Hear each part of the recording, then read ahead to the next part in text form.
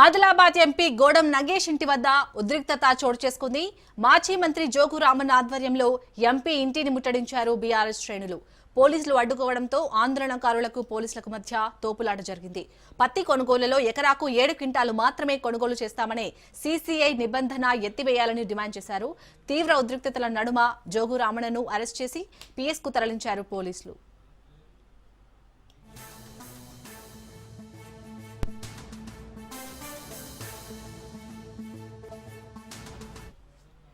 ఇదే అంశానికి సంబంధించి పూర్తి డీటెయిల్స్ ని మా ప్రతినిధి శ్రీనివాస్ అందిస్తారు. శ్రీనివాస్, ఈ రోజు నాగేష్ ఇంటిని బీఆర్ఎస్ పార్టీ నాయకులతో పాటు పత్తి రైతులు అందరు కలిసి ఇంటిని పైన దాడి చేసినారు. ఇంటిని ఆక్రమణ చేసినారు. యాక్చువల్ గా పత్తి పంటను 7 కుంటలు మాత్రమే ఎకరా కొంట అని చెప్పేసి నిబంధన పెట్టిండ్రు. యాక్చువల్ గా పత్తి పంట 10 నుంచి 15 టన్నుల వరకు పత్తి పంట ఎకరాకు పండుతుంది. కానీ 7 క్వింటాలే ఉండటంతో ఉద్రిక్త పరిస్థితి ఏర్పడింది. ఇక్కడ ఈ సందర్భంగా రైతులను పట్టించుకునే నాటు లేదని చెప్తున్నారు.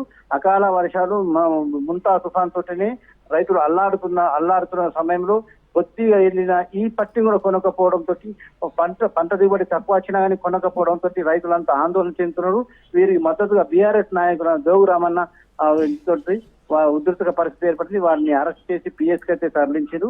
ఈ సందర్భంగా మన జోగు రామన్న మాట్లాడుతూ రాష్ట్ర ప్రభుత్వం జూబ్లీహిల్స్ ఎన్నికల పైన ఉన్నా కానీ ఇక్కడ ఉన్న రైతుల గురించి పట్టించుకునే నాతులు లేదని చెప్పేసి అన్నారు. పట్టించుకునే నాతులు లేదు, రైతు కొనుగోలు చేస్తలేదు.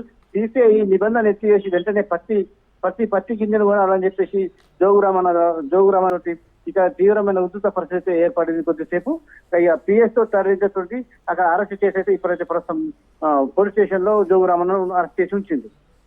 Right, thank you Srinivas.